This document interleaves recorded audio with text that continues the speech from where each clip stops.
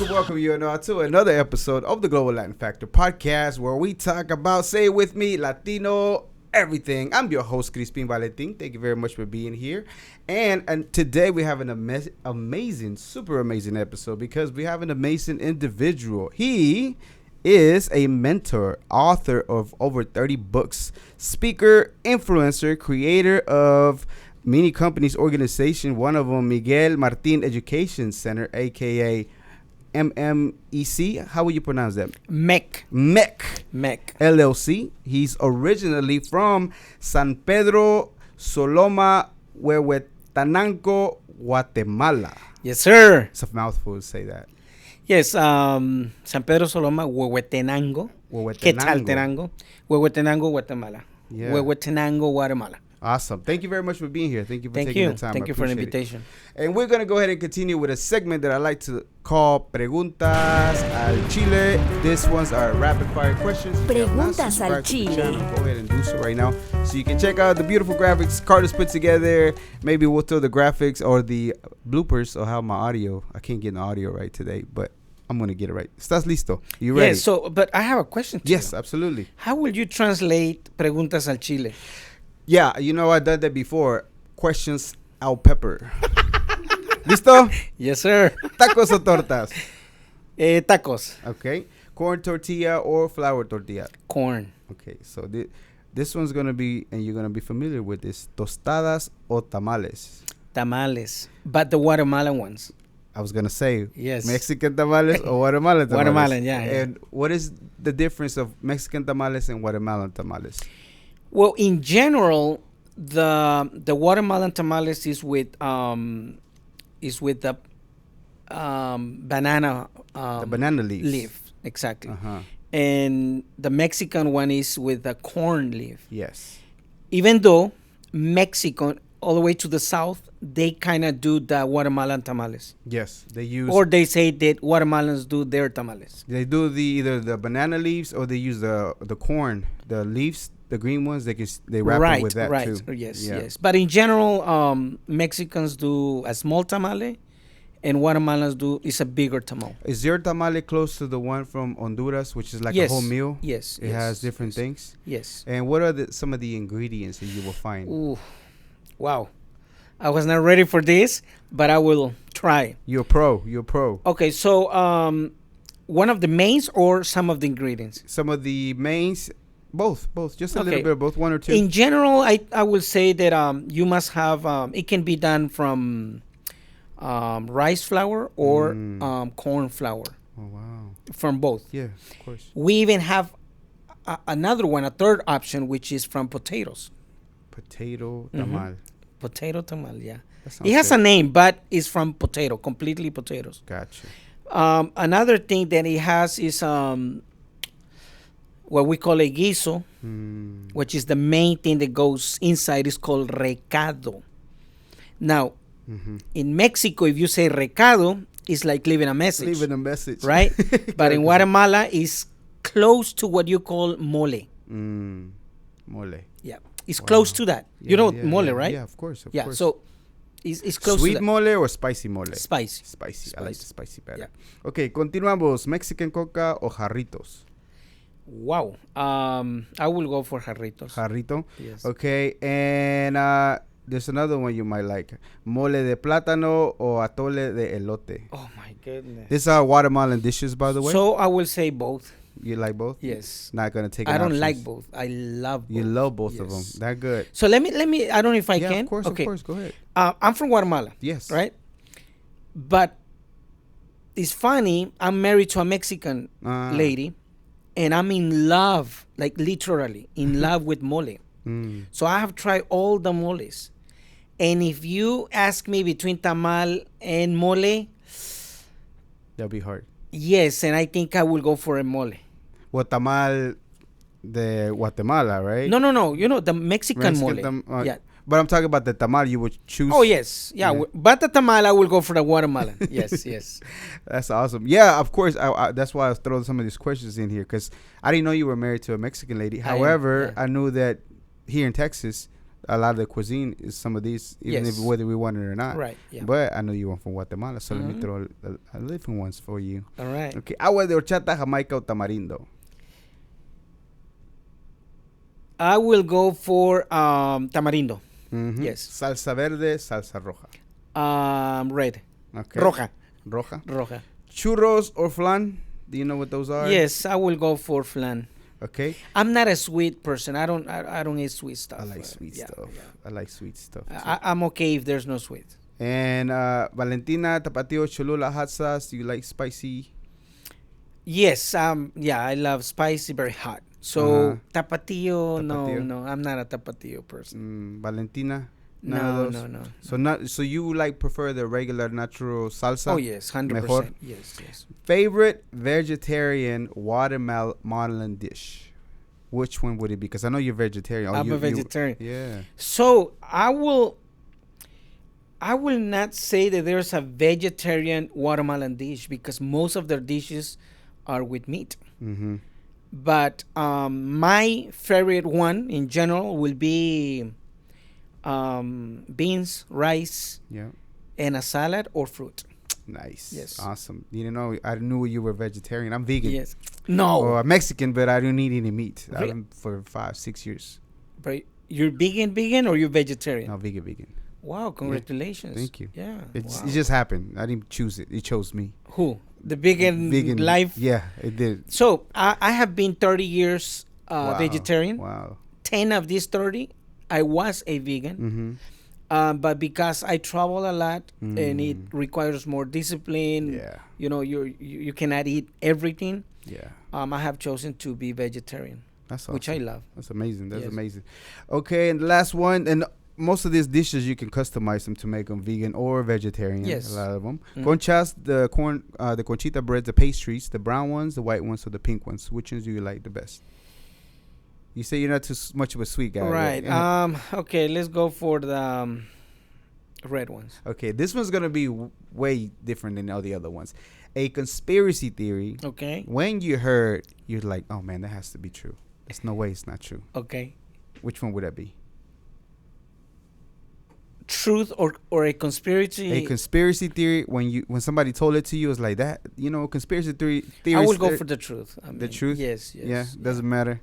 No. You'd rather not entertain conspiracy theories? No, I do. Mm-hmm. I do, but if I have to choose, I go for the truth. Okay, that's fine. Yes. But I'm saying, when you heard it, even though it's a conspiracy theory, it's like, that could really be true. Any of them? Oh. Whether it be alien, John F. Kennedy. John F. Kennedy's assassination? You think it was an inside job? Oh, yes. I can believe that. Oh, yeah. See what I mean? Oh, yeah. You know, and today, you know what? And I'm going to give you reasons why I will say yes.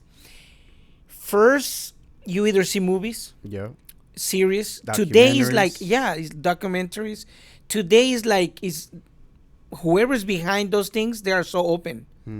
So, yes. I believe you know, conspiracy theories today are real. Yeah. But they love to keep that title for some people. Because it doesn't, they still has that, like, it might not be true, so you're just like wondering. Or it's true, but it's better to put that title. Yeah. I see that. I can see that. Okay, so when you hear the word Latino or Latina, or I don't know if you care much for Latinx word, either way, what first comes to mind for you? Latino. And I don't know if this is the place to say it, but I don't like to be called Latino X, and I have my issues with those that call Latino X because it's a perversion of our culture. My opinion on that, and I have a very strong opinion. Absolutely. On that. I mean, that's what we got a platform for too. We respect everybody's opinion, however they want to express themselves. The people that start using Latino X are Latinos. They are not Latinos.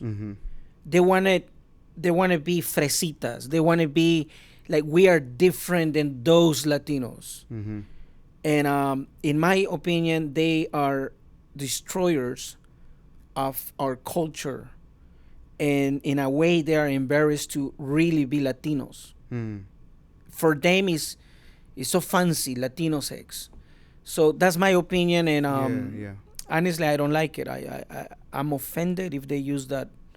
I got you. That word. I never saw it that way, right? Whether people there are either of lighter complexion or maybe higher, a little bit income wise. That's the group they use Latinx. Oh, they want to differentiate themselves because yes. Otherwise they're within us. Exactly, so they look like you and I, but they can't. And let me share something there, and that had been something that has inspired me to not to defend my culture, but to speak more of my culture, to represent Latinos. Yeah, because I know that mentality, and they are in the corporate world.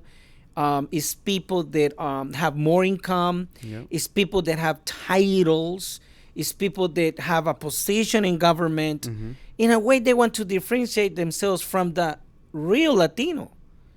So I make a call here. Stop using Latino X. You are a Latino, a Latina. Somos Latinos. Punto. Yeah. What do you say to the people that even have a trouble issue with the word Latino because they feel that it's more of a colonizer type of term, when some of us might have native blood running through our veins, and they feel like it was brought out by the colonizers to use that term, or the government to put us more in a group? What do you think about that? Wow. Okay, so that's another issue too. Now you caught me. So there's another word. Yes. I don't know if you have it in your list there, and hopefully I'm not jumping ahead. Yeah. The word Hispanic. Yeah, Hispanic. Right? Yeah. So there's also a controversial issue between Latino and Hispanic. And yes, that's a possibility also. Yes, if you believe that you should not use that word, I'm okay with it, you know. So the issue is whenever they're trying to force you to use this word on you, even though you don't want to use Latinx. Like, you don't call me that because I don't want it. Right. You can call if you want to. Stop using it, right. But don't force it on me because it's not something that I. But I think in general that fundamentally Latino is a word that represents us, which is the Latin American. Latin America, Latin Latam, yes. So, and you're free to choose not to use that word, you know. But the question will be, what word will you use to say that you are from this Spanish culture, Hispanic culture, Latino culture? What will be the word? Yeah, that's true.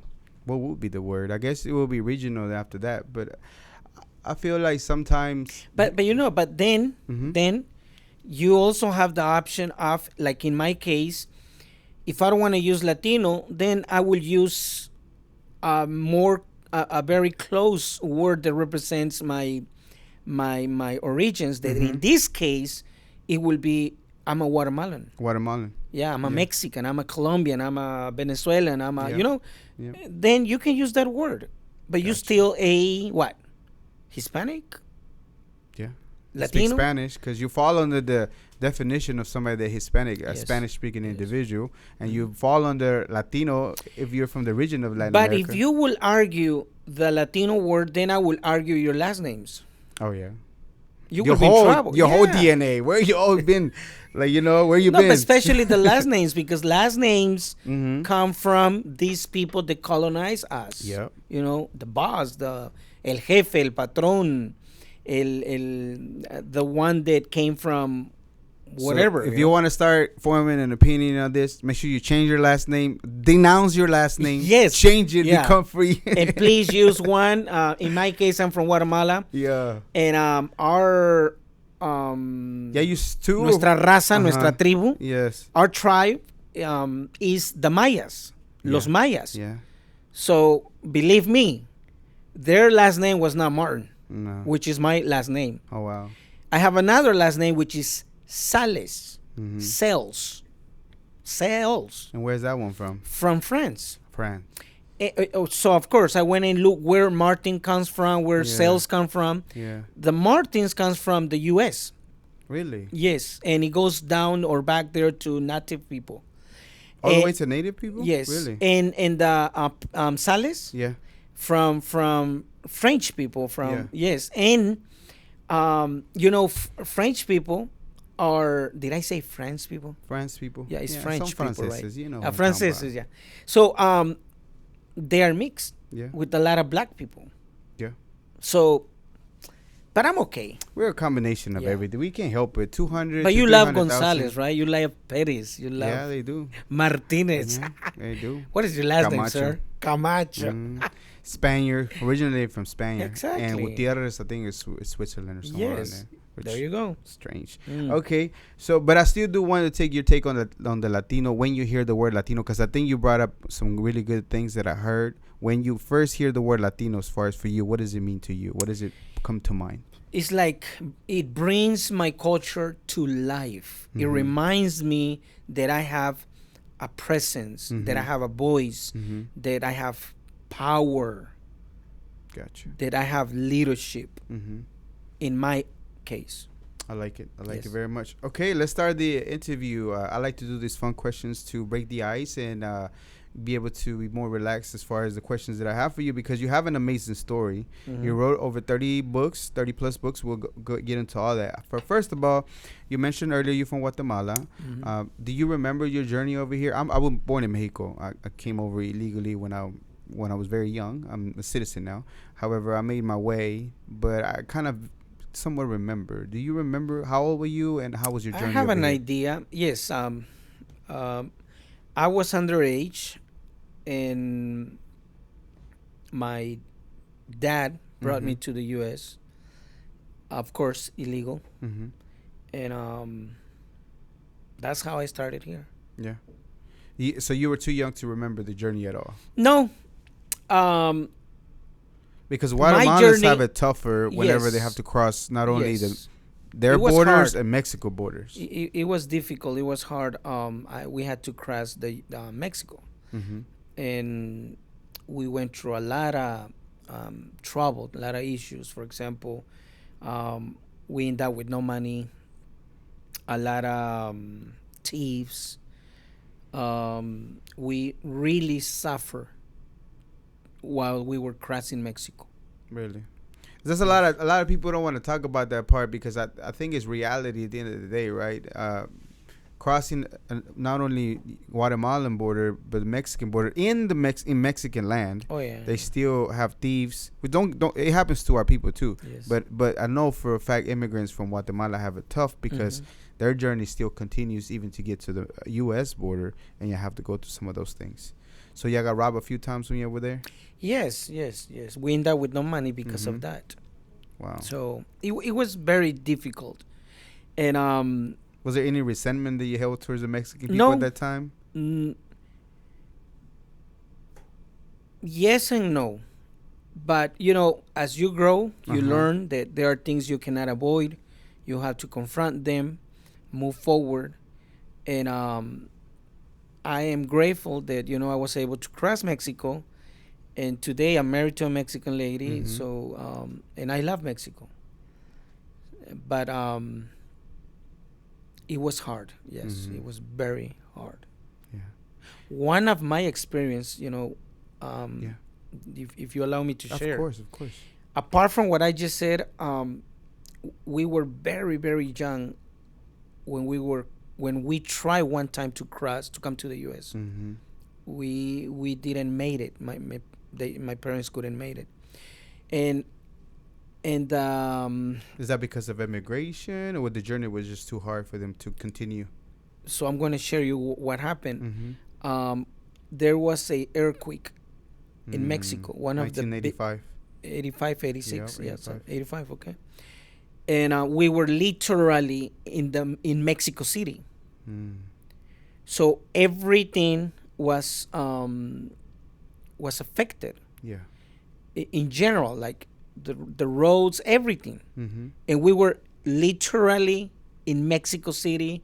We were underground when that happened. Wow. So nobody could continue to the north. Continue. Everybody started going, or in our case, we started going to the south. Mm-hmm. So that happened in one of the intentions to come to the U.S. Wow. So that's it really impacted my life. There's a story in Mexico that is called I think it's called Los Tres Milagros, Mm-hmm.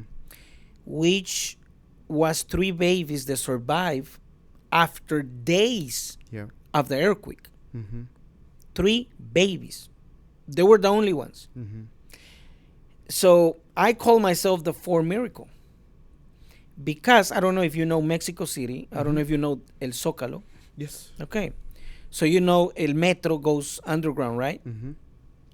When the earthquake happened, we were underground in El Metro. Mm-hmm. And I was there with my parents. When that happened, everybody whoever can come out of that underground, they run outside. And I was left inside because I was sleeping. Wow. So my mother came back for me while the earthquake was going on. Wow. She decided to come back for me, grabbed me, and took me out of that place. So today, I call myself the 4th miracle. Yeah. So that's part of my journey to the U.S. Yeah. You remember how old you were? Well, the first time, how old were you? And then the finally when you were successful? Maybe 8. Yeah. 8. And when we were successful, maybe I was 11, 12. Yeah. How did it feel to get to the U.S.? Because I know when I was growing up, a lot of the times it was hurry up to try to learn the language. And not to mention the kids being mean because you didn't know the language. And, of course, just everything. Like, the people. Like, I never seen a Caucasian, a white person, redheaded person, black person in my life. And all of a sudden, I'm seeing them. And the first time I ever seen them is Carrusel de las Américas, the novela, you know? So it's like a shock. Right. And not to mention, sometimes you're even trying to suppress who you are because at the same time, you don't want to be seen different. Do you run into those situations? Yes, 100%. You know, the color of the people, Mm-hmm. the difference of the country. We were coming from a very, very small town. So imagine, we hardly see a camion in our life. In your life. So we were already impacted while we were crossing Mexico because Mexico was the newest thing for us. Yeah. Imagine the U.S. at our age or my age. Mm-hmm. So yes, I was impacted. I was shocked. But we love it, you know. And we try, or I tried to learn the language. I couldn't learn the language at that age because I have issues at school and my family had issues that we had to go back to our country. Mm.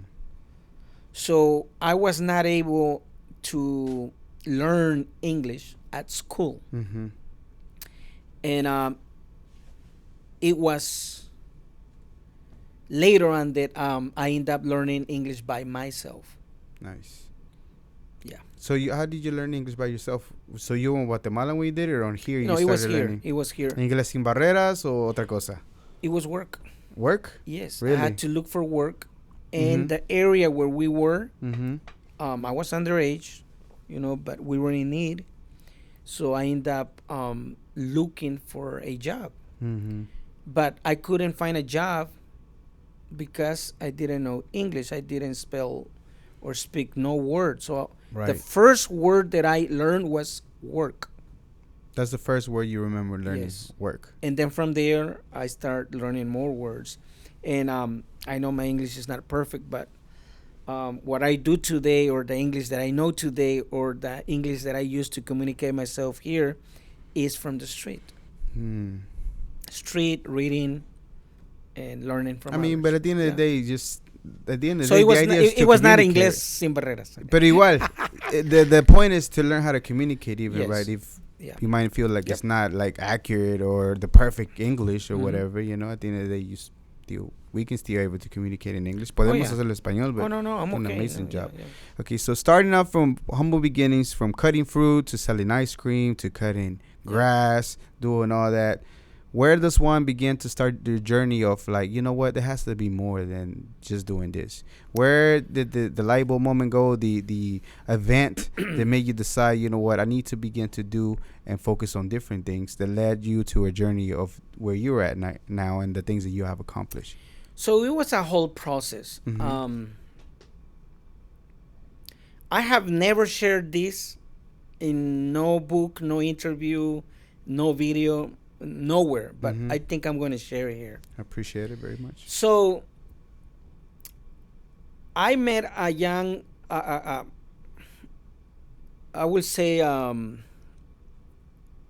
was around 12, I think, and I met this little girl or young lady, you know, and I liked her, but her father was a lawyer. So from that point, there was already a separation. Yeah. And even though, you know, that was, I was very young, but I remember that was something that encouraged me. I want to become someone in life so I can reach that girl. And that was one of the things that kind of opened my mind to look for something different in life. Yeah. Another thing that happened is that when I was able to come to the U.S., it was through or with my dad. But for some mysterious reason, he decided to leave me alone in the U.S. and he left. So you were young? Yes. How old were you then? Around 12. And he just left? Yes. Are you serious? Well, he was trying to teach you a lesson? I don't know until this day. He died, but so I don't know. Sorry for your loss. Yeah. But he never actually tell no, you? never. So he left me. And so I was kind of pushed to learn things in life. Then I had at that time, I had three brothers, one sister, and I had to take care of them. So I started working to help them in our country, including my parents. You know, of course. But those were the things that really impacted me or encouraged me or pushed me to, you know, say, I have to do something in life. I have to become someone so I can, at that time, so I can provide, so I can help my family. And those were the main three things that really impacted me to say I want a different life. Yeah. And what were the first few things that you tried out that might have not worked for you, that you gave it a go until you started finding what actually worked for you? What were they? So, in general or? In general. I started a small business and it didn't work out. What was it? Buying used computers and phones and resell them. It's the Mr. Von On, recapture guy. Okay. He's from Guatemala. He was into computers too. Back Oh, in the day, really? so it's crazy Yes. how I like computers over in So Guatemala. I failed on that one. You didn't like it. Didn't just lead you nothing. There was. It left me experience, but Okay. I couldn't. I didn't make it. So that was your first official business that didn't work out. I would not call it the first official one because I call my first official business was selling fruits. Selling fruits. Which I did well. Mm-hmm. My second official business, I will say it was landscaping, which I did well. Mm-hmm. My third official business will be the one that I'm mentioning, but I failed. Mm-hmm. And then from there, I tried different things, including multi-level. Multi-level. And I did okay, but I didn't win more than just okay. Which ones were the ones that you tried at the time? Because there's Amway, there's, just name it. There's different ones. I will not name them. Okay. Because it was a few of them. Okay. But I did try multi-level. Yeah. Was there any experience that you got from there that seen something that helped you develop what you're doing now? I will say it add to my experience of developing myself, but it was not like a big impact because that was not my real calling at the time. Mm-hmm. But if I will look for another main issue that impacted me and business, I will say that it was speakers, authors, and that's where I came to my, I will say, the biggest challenge of my life, because at that point I decided to start writing. But I was working for a organization, Right. which I didn't know that I signed something that said that I couldn't represent myself or do something by my own, except of the organization. Mm-hmm. So I wrote 1 book, 2 books, 3 books, 5 books, and I couldn't publish them. Because of that paperwork that you signed for that Yes, company for a certain amount of time, or was No, it just while you were employed? While I was employed. So I had to make a decision. And the decision was, you either forget about being an author and speaker, or you have to resign to your job and see what you can do with your books. And I did. I resigned. I fired them. You fired them? That's great. And what was the first book that you wrote for you, and what made you want to decide to write a book? I know that you were in there, but just taking, everybody can probably take their story and make it, but there's only a few that actually get to do it. And not to mention the overwhelming things that go running through your mind, like, oh, what's it going to take? Like, I know I got a great story, but where do I even begin to start writing a book? So, when my first challenge there was that when I started writing, right, is that to begin, I didn't spoke well Spanish because I was from one of the 21 tribes in Guatemala. My tribe is called Canjobal. Canjobal, that's the name of your tribe. Yes, and language. And so my parents, they speak that language. So that's how that was the first thing I learned. Wow. So you speak 3 languages now, or you not so fresh on the I'm not fresh on the first one because I had to learn the Spanish one that became the main one. Yeah. And then I learned English, and I have learned a few other, at least I understand other languages, including the first one, which I understand perfectly. Great. But so my first problem was that I didn't know much Spanish words. So I came to a friend and I said, hey, what do I need to do to write a book? What do I need to learn? He said, well, you need to go to school. I said, well, I can't. I ain't got time. Exactly. So he said, well, those people that write books, they know a lot. So find a way to know a lot.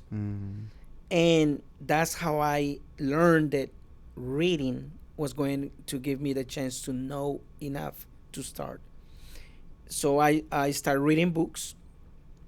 And one of the first books that I read was from Mr. John Maxwell, Bring the Leader in You, or Bring Out the Leader in You. It was in Spanish. And that book really changed my life because I learned words, and then I was also inspired to become a leader. Yeah. But another friend told me, you know what? You need to read a dictionary. So I went to the store. I bought a dictionary this side, and I started reading the dictionary like eating tamales or mole Every day and night. And from that moment, I decided that I was going to read and read. So at that time, I was working from 7 to 5 p.m. I got up at 5, get ready at 6, take my bike, ride 1 hour from 6 to 7, ride back home from 5 to 6, 6 to 7, I shower, eat. At 9 p.m., I was studying reading books to 3 a.m. for 1 year. Ouch. And that's how words start popping up out of my mind and brain. And suddenly I start writing. Just like that. Just like that. And what was the name of your first book that you wrote? So Because now you have, I'm sorry for the interruption. You have over 30, but what is the exact number now? And some of them are within the team. Some of them not specifically yours, but some of them 31. 31 total. Yes. Nice. So the first one, I will say it in Spanish first. Claro. It's called Como Cristiano, Como Joven Cristiano Caí, pero me levanté. Which, if we translate it, it will be as a Christian, as a young Christian. I fell, but I get up. But again. I got up. I got up again. And the question is, why that book? Well, I was a Christian. In my opinion, I left the faith. And I was restored. So the knowledge that I have at that time, it was of the believing God, you know, of belief and of faith and your own religious concept. Right. And that was big for me, and it still is. That was my first book. So what I taught there, or in other words, I start basically writing how I fail, how I got up, how I start again, how I start believing in God and believing on His Word. That was my main concept of the book. Yeah. Which I had the intention to inspire other young people that had left God or the church or the faith. Got it. That was my first book.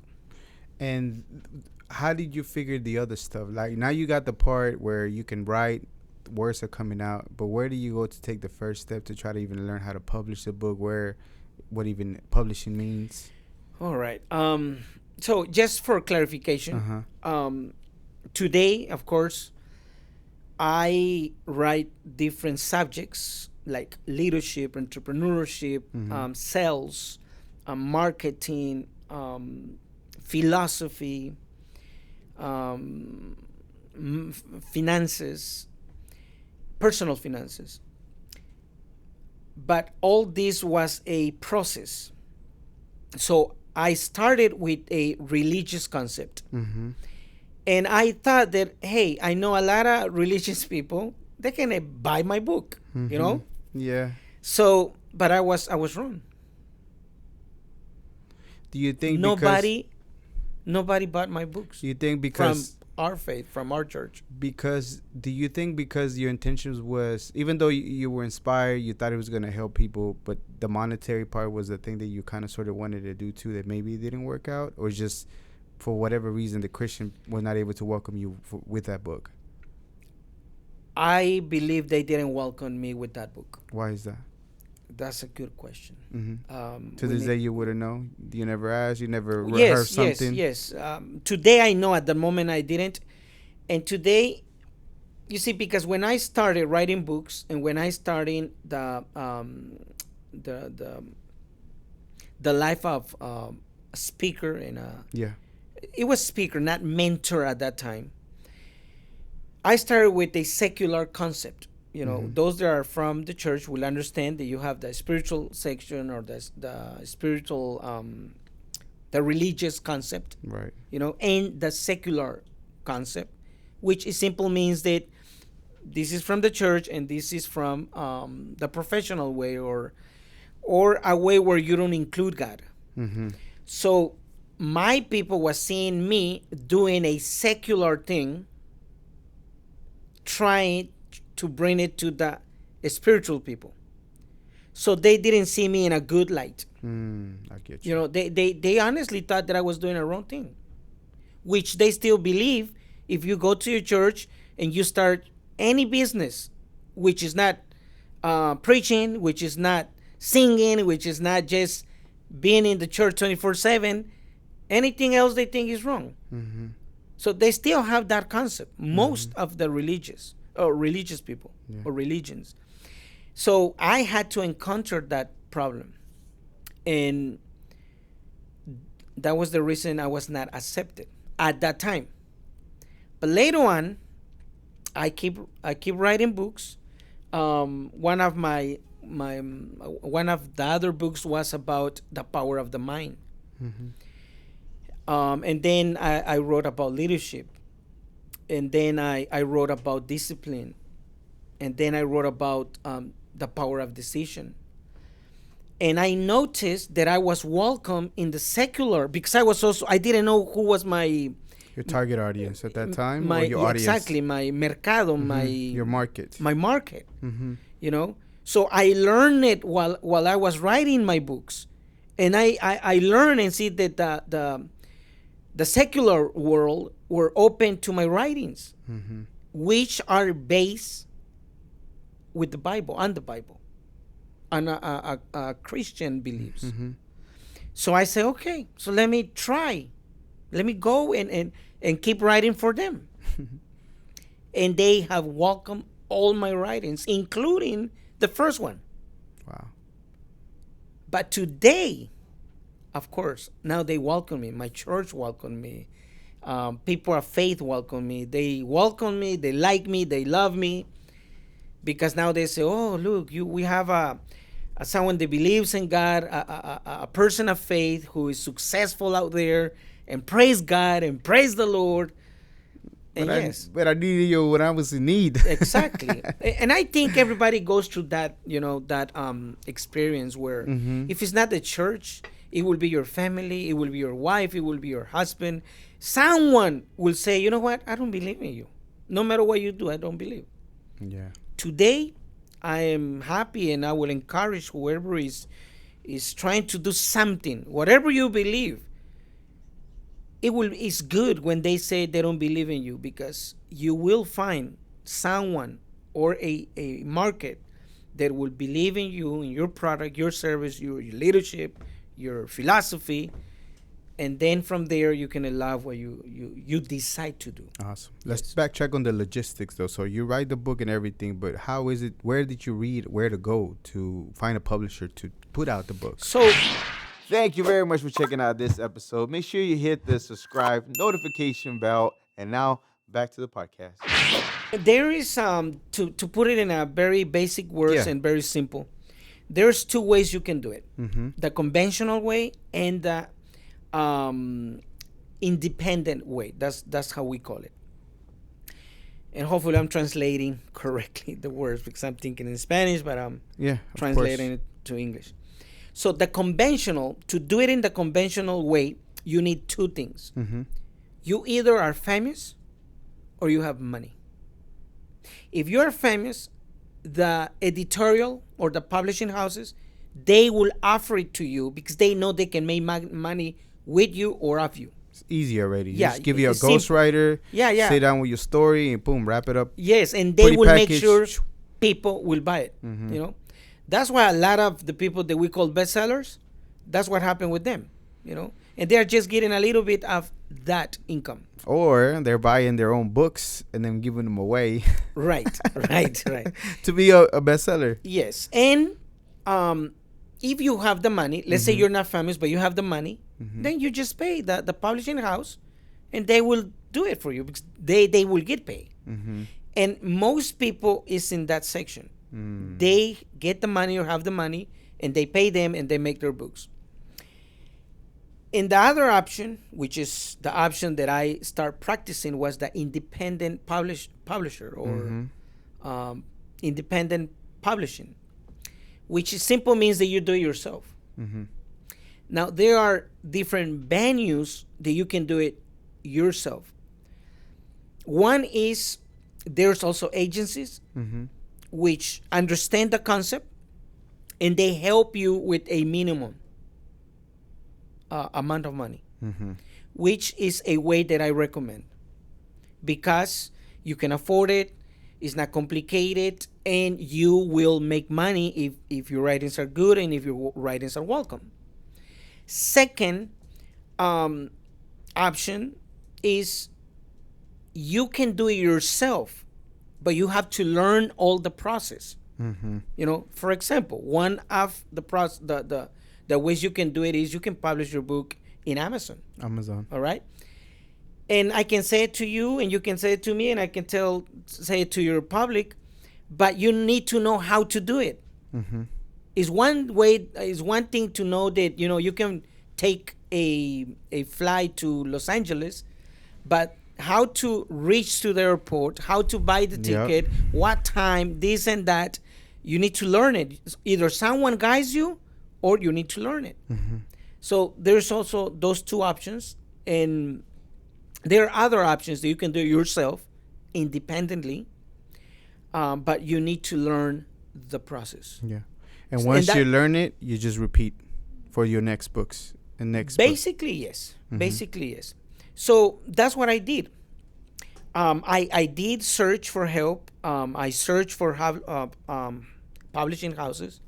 It was too expensive. So I said, okay, if I cannot do it through them, I'm going to learn how to do it independently. And it took me, in my case, it took me years. Because remember, I started writing in I think I started writing in 2000. And when was the first book that came out? What year was that? Oh, I don't have it exactly right now on my mind, but at least it took me like 7 to 10 years. 7 to 10 years. To learn how to publish. Yes, because today there's so many options. Yeah. And very, I would say, simple options if you know how to do it. But in my time, even though it was independently, you have to learn it, and it was a long process. It was so many requirements.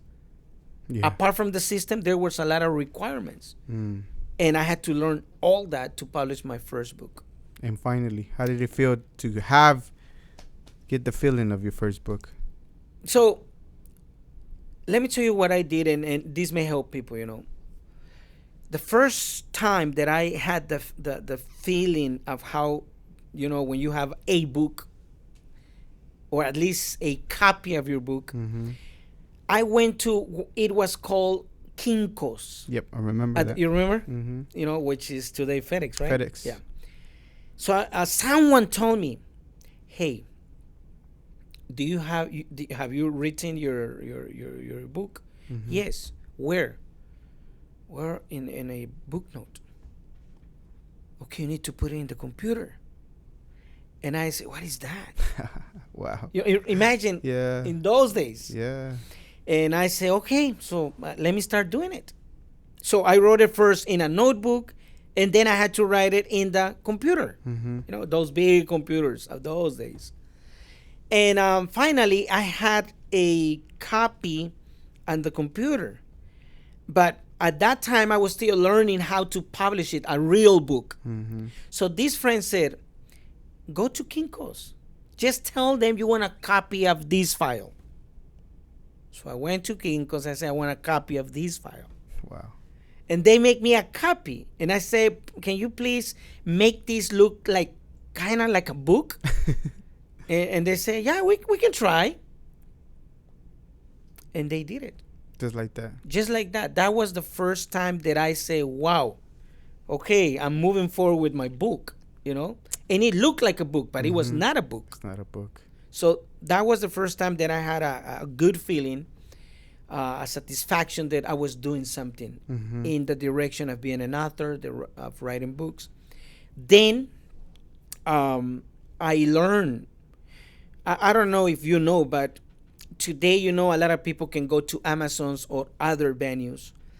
But before Amazon, it was different agencies and different organizations and ways of doing it. So what Amazon did was that they bought all those, some of these companies. The smaller ones. Right. And in those times or those days, they were also trying to survive with the independent community. Because it was not it was good for us, but it was not good for them. Because there was not a lot of people believing in that concept. Today, it's a great business. Yeah, it is. So that's part of my story of how I start writing books and how I start publishing a book. That's amazing. Yes. And when do you, after doing that process, it seems that you learn how to organize, how to create organizations. You created. Yes. So how did I learn or how I started? Both. Okay, so let me share here a little bit of story to come to that point. Mm-hmm. So I start being a normal employee. Is that the word? Yeah. Empleado? 9 to 5, yeah, employee. Yeah, okay. Employee. Mm-hmm. Yeah. And I was just a normal worker in a mobile home company in 1995. Mm-hmm. Let me correct that part. I started working in landscaping in a company. Mm-hmm. One person one day saw my work and said, "Can you come to my house and do something for me on landscaping?" And I say yes. I went in a weekend. So I was working in the landscaping company during the week, and in the weekend I went to his house, which was a millionaire guy. Wow. He said, "I like the way you do your work. I have a company, a mobile home company. We do this and that there. Would you like to come and work for me?" I say, "Yes. I will pay you a little bit more." I say, "Okay." So I went. You don't have to be in the sun. Exactly. And so he moved me from the landscaping to his company. At that company, they put me to start cleaning, like literally, Mm-hmm. Cleaning, picking up the trash, and moving things here and there. And then the owner, said, "I want you to put this guy on the on checking, cleaning and checking the quality of the parts." Inspector. Yes. And he put me there for maybe 2 years. Basically, I was growing. He wanted to develop me. And this is a real story. Mm-hmm. The managers and the leaders that were there, which were Latinos, they got jealous. Because he was the owner, not the manager. The owner was always checking on me. And he was happy with my work. So I don't know what happened, but I think the committee or the committee of the company, the executives, The committee. yeah, whatever report they got from me, they decide that they were going to fire me. So the owner came and said, "I'm so sorry, but I cannot do nothing, and I don't know what these people did, and because they have been here for a lot of years, I have to let you go. But you have potential. Don't ever stop believing in you." Yeah. So I was fired that day. Where do you think that comes from? Because you're not the first one, and there's a lot within the Latino community, Mexican community, Guatemalan community, whatever it may be, that it gets that weird thing of like we do not allow each other to. It's a culture thing. It's like we have it there like a tattoo. Mm-hmm. ¿Cómo se dice tattoo en inglés? Tattoo. Tattoo or, Yeah. or like a stamp there. Like a stamp, tattoo. Yeah, we have practiced that so much that we don't even notice. We We get jealous if you grow, if you have successes. Mm-hmm. It's like me. I have programs like yours too.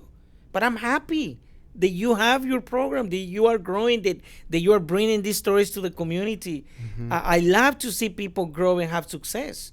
Latinos or anybody, but I have to confess, I did struggle too of allowing myself to recognize the success of other Latinos. I had to learn to celebrate with them, even though I was not invited. What was the benefit for you at that time whenever you did that? And what that made you change your mind? Well, again, I learned it. Uh-huh. So I didn't came one day and say, "Oh, I'm going to celebrate the success of John or Peter or Latinos," right? Mm-hmm.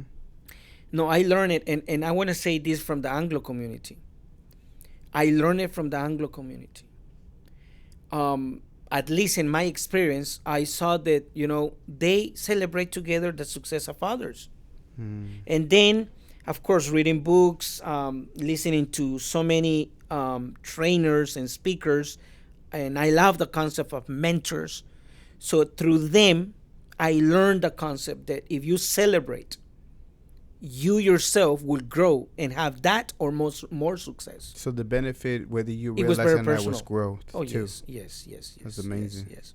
So you get fired. I got fired, but this is the best of the story. Hallelujah, that I was fired.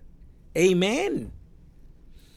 Next day, I went to the corner, literally, to wait for someone to pick me up. To work. And someone came and said, "Hey, you want to work for me?" I said, "Yes, sir." "Oh, you speak English?" "Well, a little bit, poquito."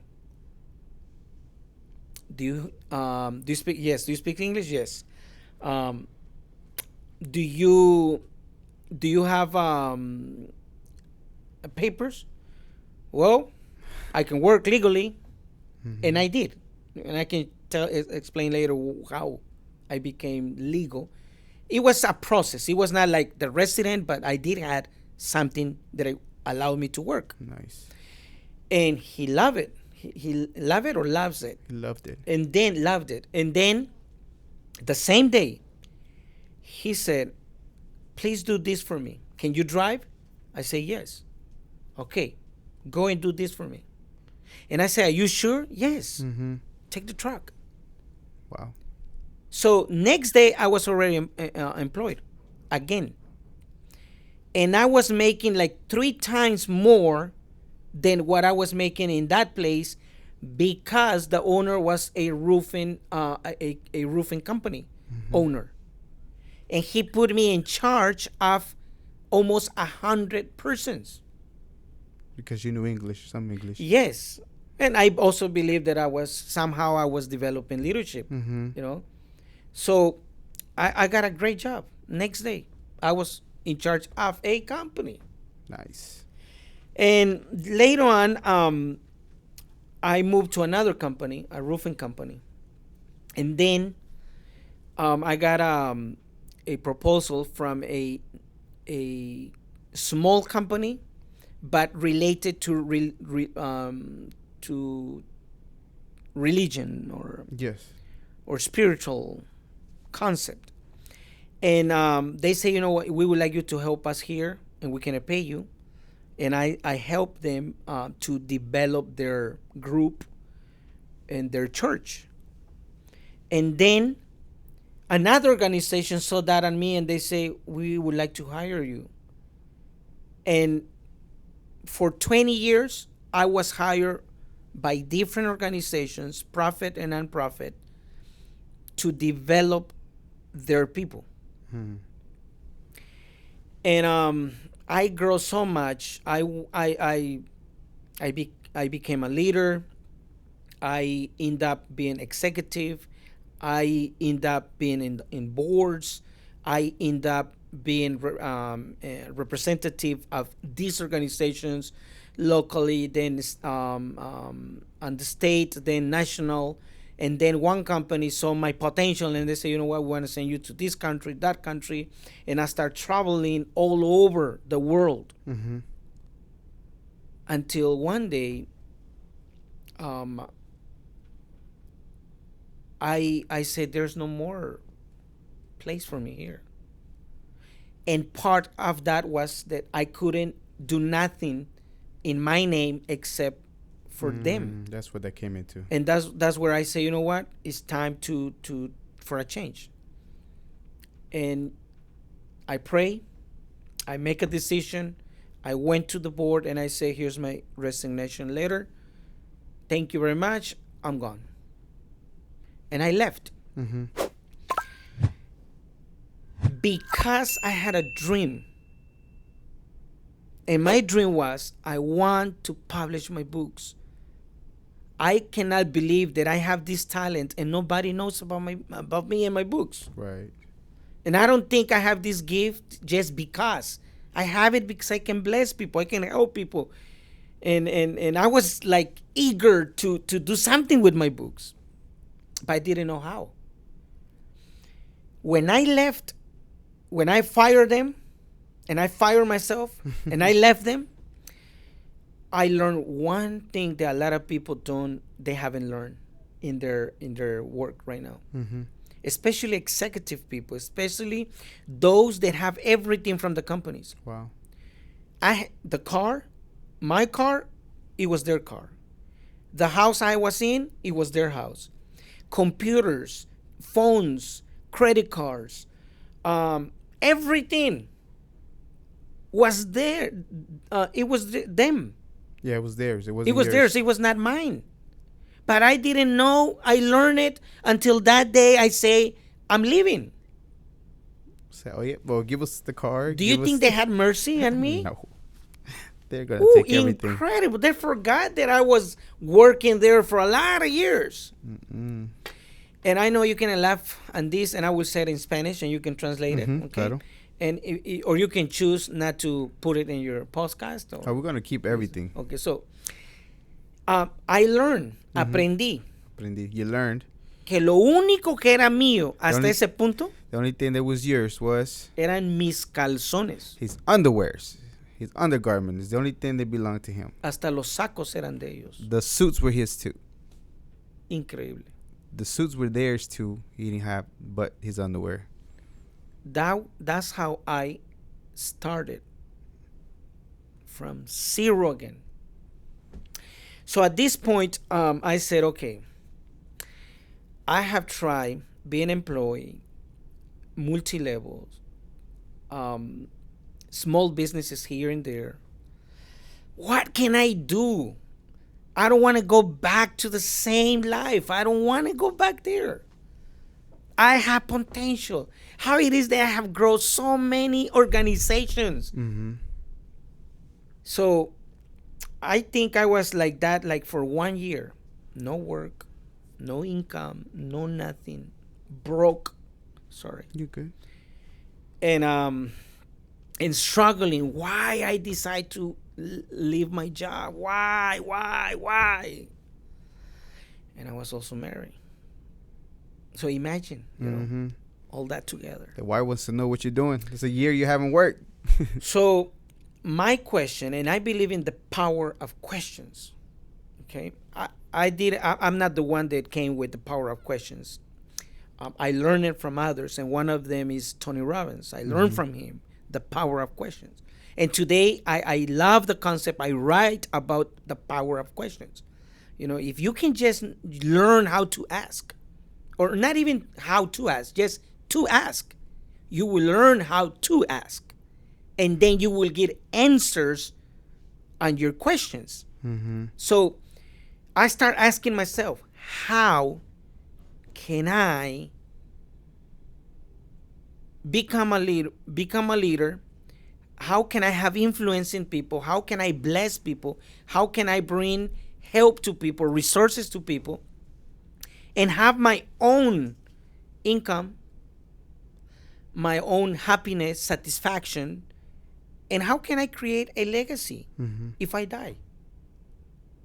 So for 1 year, I was thinking, praying, reading, no answer.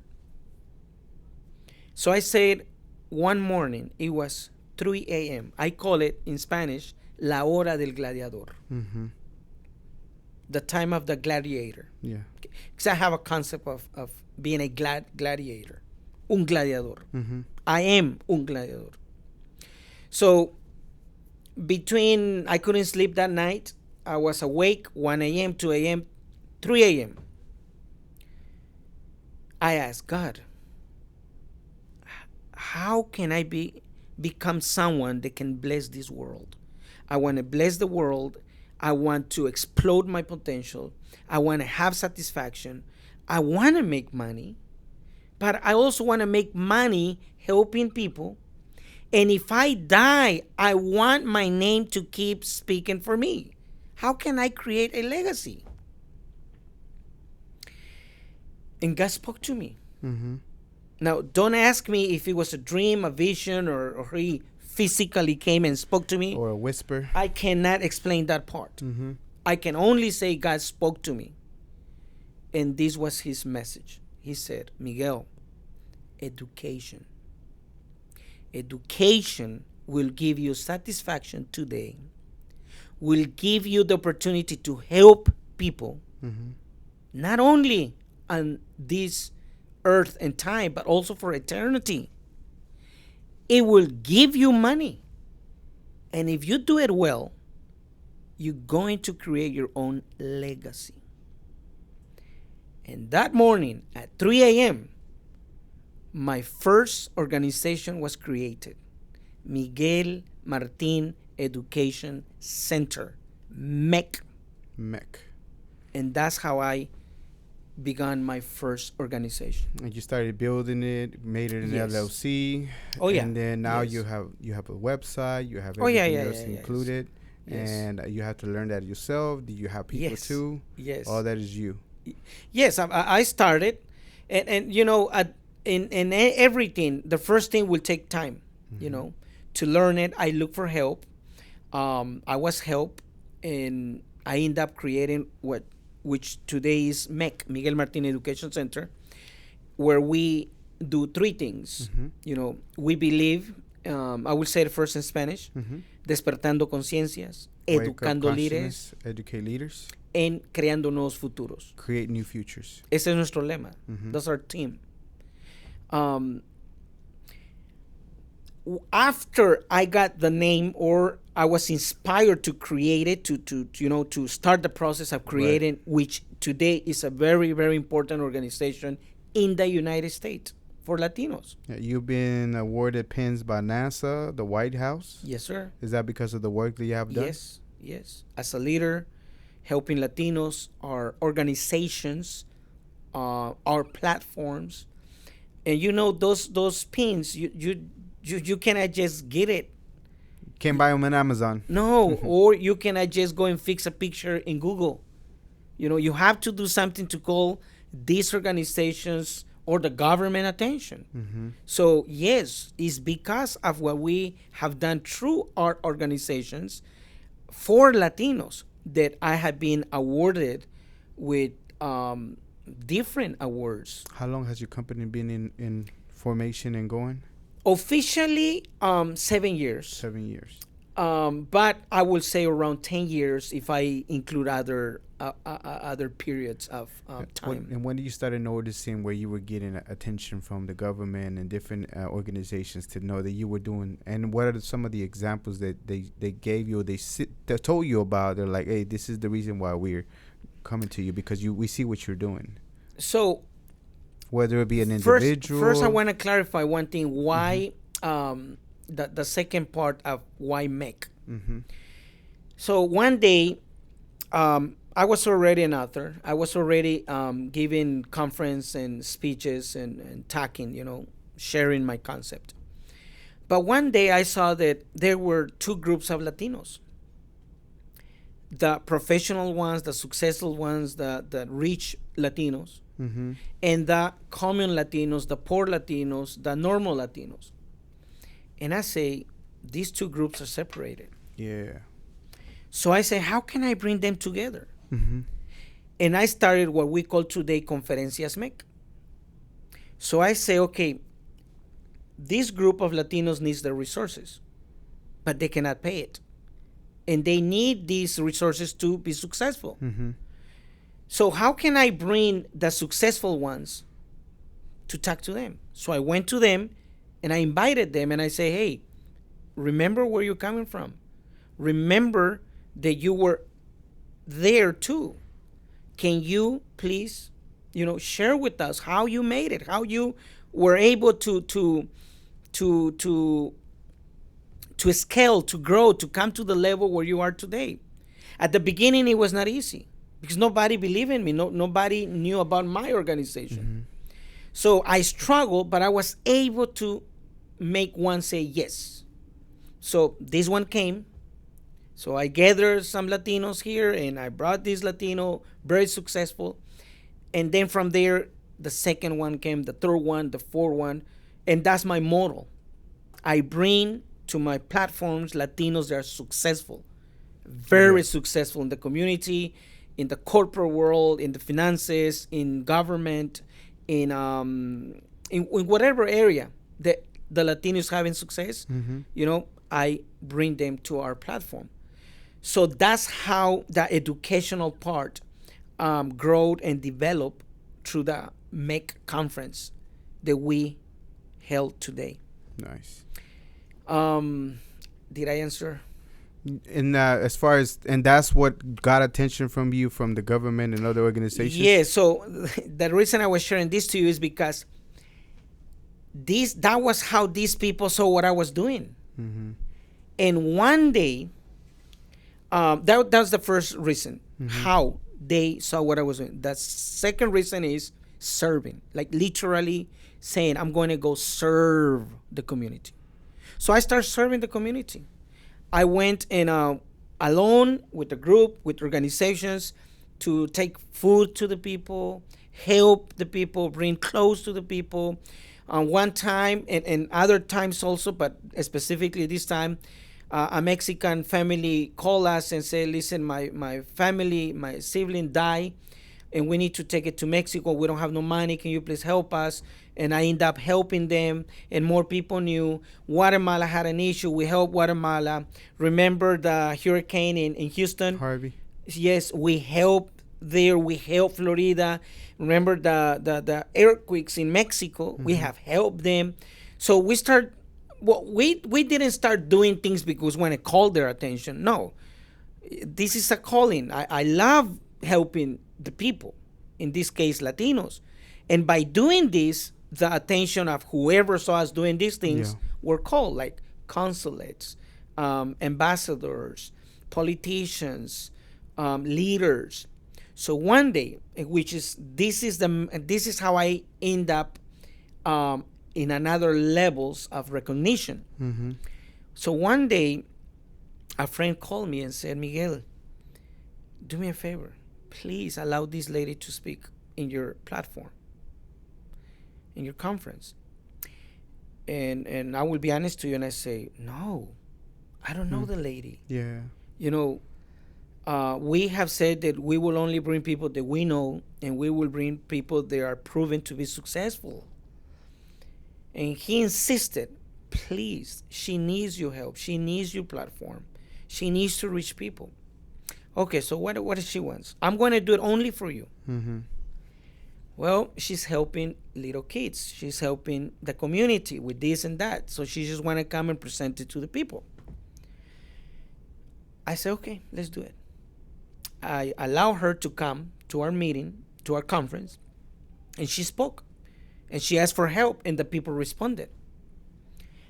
And that was it. Months later, she called me back and said, Miguel, I just want to say thank you very much, because that opportunity really helped us. So today, I no solo quiero. I just don't want to say thank you. Mm-hmm. No solo quiero decirte gracias. Or in other words, I want to say thank you, but also I want to ask you, how can I help you? And I told her, lady, thank you, but at this time you cannot help me. She said, why? Oh, because what I'm looking, you cannot help me. So what do you need? And I say, I need either a senator or a millionaire person. Say, anything you need, I can get it for you. So I say, what? Yes, I can get it for you. Because I was looking for speakers. And I needed that kind of people at that conference. She says, don't worry. Tell me who you want of the senators, and I will bring it to you. I was shocked. Did she deliver? She said, give me 3 days. It was not even 24 hours. She called me and she said, I have the person. Why do you want to have that particular person in your platform? Because I needed the story and the concept of this Latino at that level, which I didn't have access to. Because you tried, they were not giving you the time of day? Yes, remember, there are levels. And and there's ways to reach to certain people, and I was not in a level to have access to them. So she said yes, and she delivered. The person came. It was great. Awesome. Then this person liked what I did, that I invited him to our conference. Mm-hmm. And then he said, how can I help you? And that's how the doors were open to other levels of leadership opportunities and recognition. And I will say that that was the line how I reached to different organizations, leaders at Washington, D.C., La OEA. I don't know if you know the OEA. Sounds familiar. Son las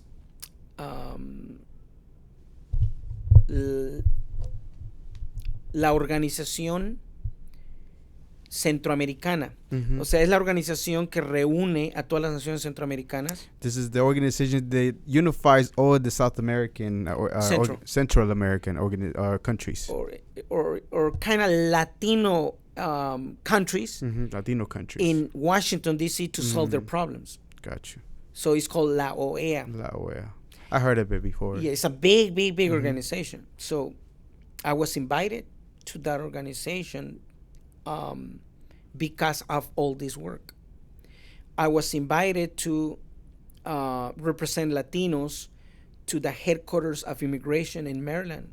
Oh, wow. I was, and not just invited, like, come and take a picture. No, we were in committees, or pronúncialo. Committees, mm-hmm. representing Latinos, and mm-hmm. we went and discussed issues of immigration and visas and things related to immigration. I was invited also to the White House. To the White House, first I was invited to the Capitol, then to the State Department. I was invited to the Congress or Senado. Mm-hmm. Senate. The Senate. The Senate. And then finally I was officially invited into the White House, mm-hmm. which is different. Yeah. So the White House is not the other departments that I mentioned, And again, I was in a committee, to discuss issues of Latinos and problems of Latinos. And I was able to share my understanding and opinion and how to better things for Latinos. Wow. And I always love to say this, there's the East Wing and the West Wing. Mm-hmm. And we were invited at the West Wing, which is the president office, the vice president office. And we were there with their representatives, and it was a big and great meeting. Amazing. So thanks to this concept of education, thanks to the concept of serving, and I will also honor thanks to the concept of Latinos, because it's funny, and I don't defend Latinos because of my awards and where I have reached. Even if I will not be awarded, even if I will not reach these positions and areas, I will still do it because I really believe into it. Mm-hmm. And just to add to this, the latest things that happened, I was in Mexico. Mm-hmm. And to be honest, I was not expecting this invitation. So someone contacted me and said, Miguel, we have seen what you're doing, and we will have what is called in Spanish La Cumbre Mundial de la Equidad, de la Educación, de la Cultura, de la Igualdad y de la Paz, with delegation of all the world. Wow. Where? Not just in Mexico. It was in the House of Senadores, in la Cámara de Senadores of the government of Mexico. So, I'm honored, I'm grateful, I'm happy, I'm satisfied, I'm happy, and I'm inspired to say that thanks to Latinos, mm-hmm. I have been able to serve and to help and also to accomplish my own dreams.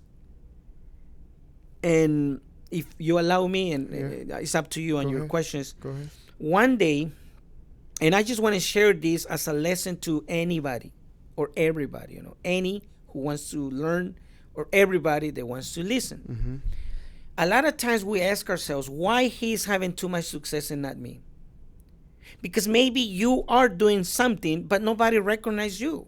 Mm-hmm. It's simple. It's not your time. When the time comes for you to be recognized or to applaud you or to someone to say thank you, it will come and nobody can stop it. So I went through that feeling. I saw how my friends were being recognized, and in my opinion, I was doing more. Mm-hmm. So one day a friend, he told me, Miguel, don't worry, man. Just keep doing what you're doing. It's not your time. It's They not never tell you your that? time. Yes, it's not your time. When your time will come, nobody will be able to stop it. Mm-hmm.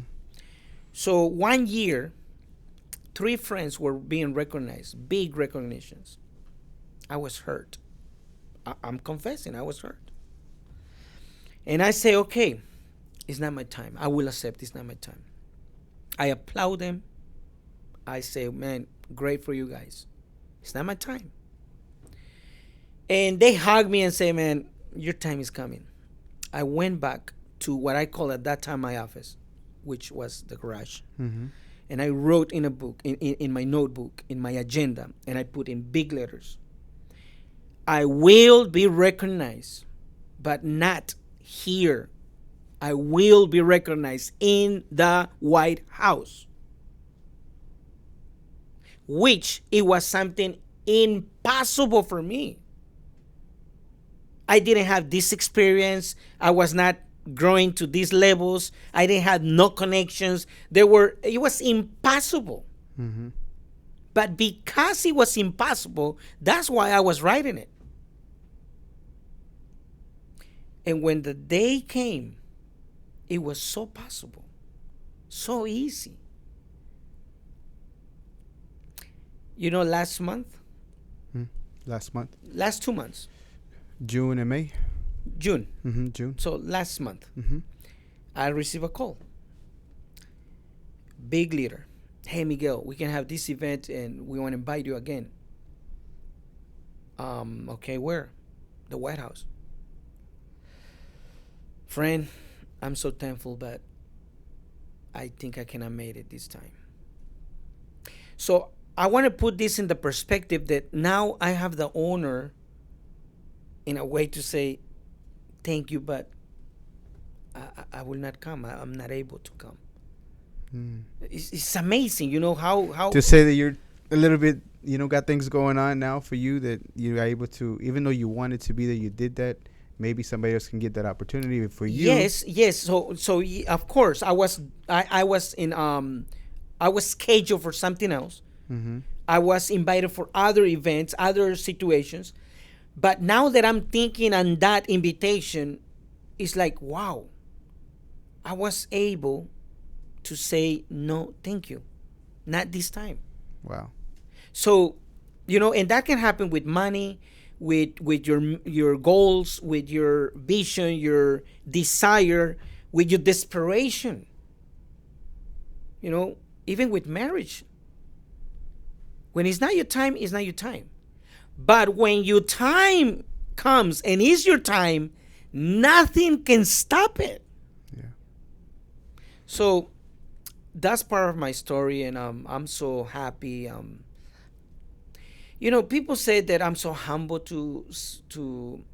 The people say they use this statement. Gotcha. I'm so humble to be honored this way, and Miguel Martin say, no, I'm not humble. I'm proud. I'm proud that I have grown and developed and come to this point or these levels of leadership, influence, results, because it's possible. Yeah. And just to add and close this section is, not everything is money. And not everything is cars. And not everything is positions. And not everything is marriage. I want to leave that clear because a lot of podcasts promote the money part. Mm-hmm. And a lot of people they have a lot of potential and they have a lot of leadership and they have a lot of success in other areas. They think that they are not successful because they are not the millionaires or they are not the billionaires. No, maybe that's not your call. So I always ask this, especially, and I have thrown this question to millionaires and to billionaires. Can you please put your hand up? Who of you have been invited to the White House? Who of you been recognized for helping your community? Who are you have written 20 books, 30 books, or 50 books? Who are you are impacting with education, with pay and with no pay? You hardly will see one hand up there. See what I mean? Mm-hmm. So success can come in so many forms, but it's the person that is having that success that need to recognize it, and everything will be okay. Absolutely, you got to do your part and be of service to the community. Mm-hmm. Okay, we're running short on time. I appreciate you very much. I know we could probably do another 2-3 hours, but we do have to cut the time short. Let's do it. Let me know any other projects you have. Where can they get a hold of you? All your social media, por favor. Yes, you can contact me on miguelmartin.info of information, miguelmartin.info. That's my personal webpage. Mm-hmm. The organization webpage is miguelmartineducationcenter.com. And we have other organizations like Mujer de Éxito, where we help specifically women. We also have an organization that help kids, and believing in themselves and start seeing their potential. We call it Niños Exitosos. Mm-hmm. We also help new authors that would like to write and publish their books, Latinos and English too. In English, yeah. Yes. Under Asociación de Escritores. We also believe in entrepreneurship. So we have resources to help anybody, especially women or young people, that nobody's helping them. Nobody is there to mentor them, to inspire them, to guide them in entrepreneurship. And, ¿cómo se dice último pero no último? Lastly, but not last, is the spiritual part. Mm-hmm. We also believe in God. We believe in faith. We believe in the Bible. So we also have resources to help those that have lost maybe they don't believe, or maybe they lost connection with God, or they need that help, that spiritual help. We are there to help them. Awesome. Saludos, anybody you would like to give any shout outs that helped you through your path, or just anybody in general? Shout outs. Maybe three persons. One will be my mother, Marta. I love her. Saludos, Marta. Yes, Martita. Mm-hmm. I will also say thank you to a teacher that inspired me when nobody believed in me. His name is Oscar, el profe Oscar. And the third person will be my wife. Your wife. Yes, Margarita Anguiano. And there's a fourth one, which is together with my wife, which is my daughter. Her name is Genesis, but we call her La Musita. I call her La Musa, La Musita, which in Greek means inspiration. So thank you to them. Awesome. What is an important lesson that you learned when you were doing everything that you were doing that you would tell your younger self that will help somebody that's listening? Listen to counsels. I believe that counsels are more powerful than a class in the university. Because in the university or the academic world, which is okay, I believe in it, but if I have to choose, I will not go for that one first. They are just reading. They have to give you a lecture.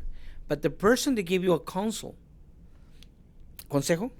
the person that give you a counsel, they are talking by experience, and there's a magic in that action of giving a counsel. It's not just the counsel, it's also the person seeing potential in you, and not only potential, they also want to help you to accomplish either your goals or take you to a better position or place in life. Awesome. And lastly, this was a little bit more, it's a little bit more deeper. Usually when I wake up, I have a saying, I'm not immortal, I am mortal, and I will die one day. Not to scare me or freak me out, but to realize that we're not here for a long time. Even though I understand that you have, you created your organization that it probably outlive you. At the end of the day, when everything's said and done, when I wish you a long, prosperous life. However, when everything's said and is done, when do you want people to feel or think about your life? So I have a statement which says, I will say it in Spanish, creo en mí, por eso estoy aquí. I believe in me, that's why I'm here. And, it's a powerful statement. And you may say, well, Miguel, but you cannot die. Yes, but I will still be alive. And believe me, brother, hermano, créeme, que yo ya me puedo morir. I can die. I'm ready. I'm okay. Because I wrote my 30 books. My challenge is to write 160 books. Why? I don't know. I just have that number. Yeah. But the way, if you believe in a legacy, you have to leave something for generations. And that's one of the main reasons I love to be an author. Because that's the best way to leave a legacy for generations. So yes, creo en mí, por eso estoy aquí. So I have in 3 parts. Creo en mí, por eso estoy aquí. Translation. I believe in me, that's why I'm here. Creo en Dios, por eso estoy aquí. I believe in God, that's why I'm here. Creo en ti, por eso estoy aquí. I believe in you, that's why I'm here. Eso es Miguel Martin. Awesome.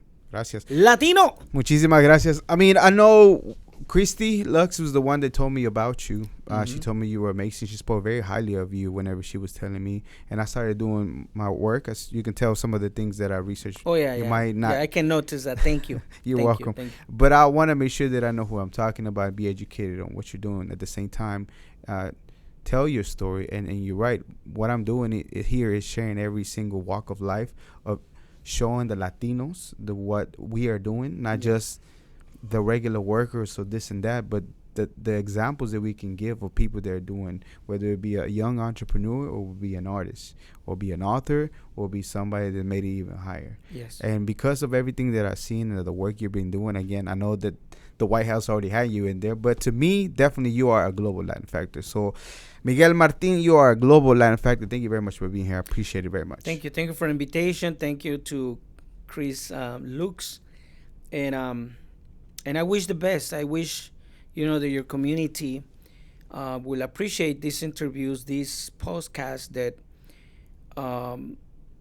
if you really take it, it's like bringing hundreds of books in one story, or years of experience in one story, that if you catch one thing of any questions or answer, and you practice it, you apply it, or you inject it in your life, believe me that you will have a better life. And thank you for your service. Thank you, for believing in us too, because one thing that I see, not just in Latinos, is that a lot of people only relate themselves to people that are so successful because they want to have a good image. But we also have to bring those people that are in the process, because that will encourage them to do better and more. And thank you for having me in your program. It's a pleasure. This was another episode of the Global Latin Factor Podcast. Remember to subscribe. And remember, we are just like you. We're people. We are the spice in this melting pot that it is the world. Till next time. Thank you very much for checking out another episode of the Global Latin Factor Podcast. Subscribe to the channel. You are very important, and it means a lot to us whenever you subscribe and hit the bell so you can know when we release new episodes. Again, it makes a big difference to us, and we appreciate it. Thank you very much.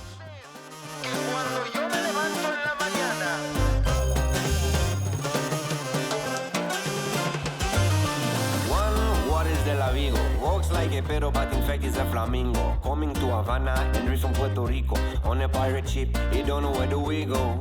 The bird